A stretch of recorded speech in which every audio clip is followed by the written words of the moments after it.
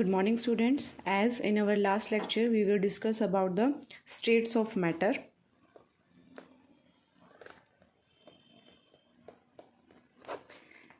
There exist mainly three states of matter: solid, liquid, and gas. We also discussed about the properties of solids.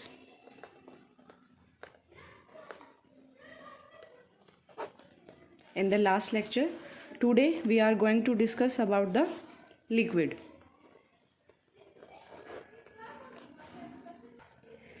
As the solids have definite shape and definite volume, but the liquids have definite volume but its shape is not definite.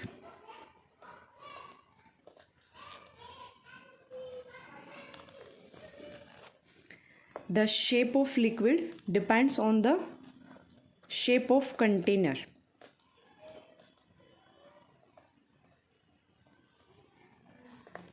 In which liquid is contained.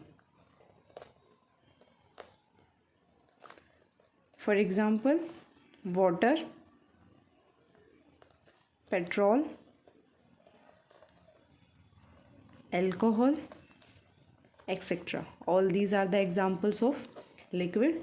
All liquids have definite volume but does not have definite shape, and the shape of the liquids depends on the shape of the container in which the liquid is contained. Now the activity 1.10. Collect the following: water, cooking oil, milk, juice and a cold drink. Containers of different shapes. Put a 50 ml mark on these containers using a measuring cylinder from the laboratory. What will happen if these liquids are spilt on the floor? So, if these liquids are spilt on the floor, all liquids shall spread over the floor.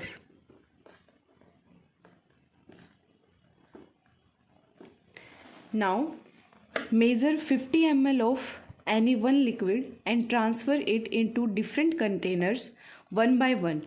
Does the volume remain the same? Yes. The volume of the liquids remain the same. Yes. Volume remains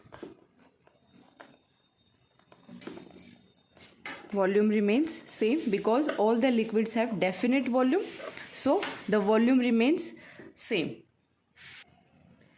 Next question is, does the shape of the liquid remain the same?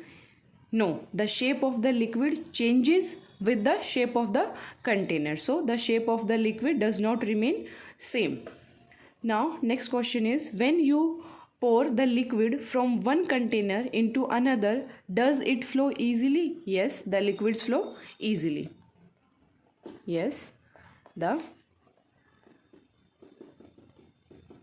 liquids flow easily. So from this activity we can define some properties of liquid.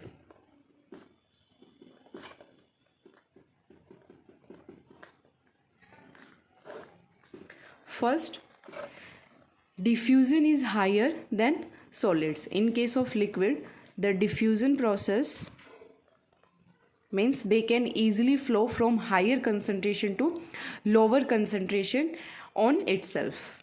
So diffusion is higher in case of liquid in comparison to the solids.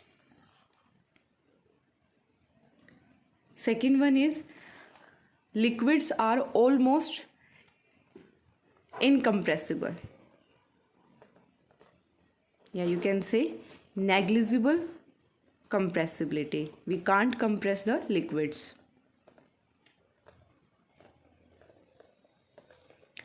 Third property is, in comparison to the solids, liquids are less rigid and can flow easily, but the solids cannot flow, but the liquids can flow easily. And in comparison to the solids, liquids have less density, or we can say the liquids have moderate density.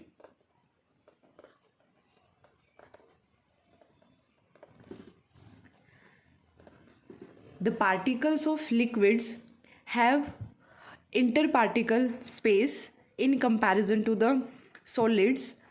In case of solids, there is almost negligible interparticle space, but in case of liquids, there is more interparticle space between the particles.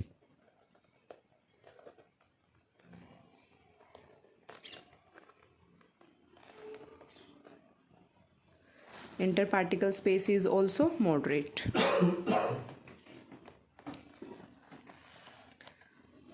And have moderate interparticle force of attraction.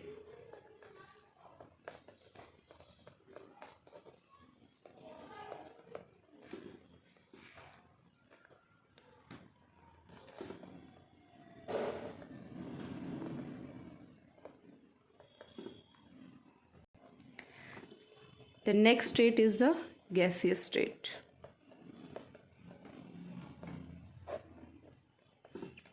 A gas has neither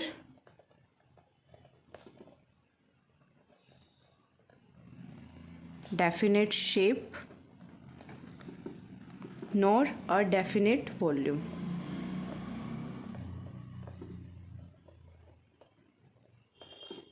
Neither definite shape nor definite volume. For example, hydrogen gas, oxygen gas, carbon dioxide gas, air, etc. Now, activity 1.11. Take 300 ml syringes and close their nozzles by rubber cork as shown in figure. Remove the pistons from all the syringes, leaving one syringe untouched. Fill water in the second and pieces of chalk in the third. Insert the pistons back into the syringes. You may apply some Vaseline on the pistons before inserting them into the syringes for their smooth movement. Now try to compress the content by pushing the piston in each syringe. What do you observe? In which case was the piston easily pushed in? So clearly the piston was pushed in easily in the syringe in which nothing except air was field. Means जिस syringe में हमने सिर्फ air fill की थी उसके case में जो piston है वो स्मूथली इन होगा, but in case of liquid and the solid the piston was not push easily. The next question is, what do you infer from your observations? So from this we can say that the gases can be compressed easily, but the liquids and the solids cannot be compressed easily. Or we can say that solids are almost incompressible. Liquids can compress moderately. मतलब we can say have almost negligible compressibility, but gases can easily compressed. So from this activity we can define some properties of gases, and these are: the gases are highly diffusible in comparison to the liquids and the solids, and the gases have high compressibility, but there is no rigidity. They can flow most easily, have low density, but have maximum kinetic energy because they can flow easily. So their particles have maximum kinetic energy, and due to have maximum kinetic energy, the interparticle force of attraction is very weak in case of the gases.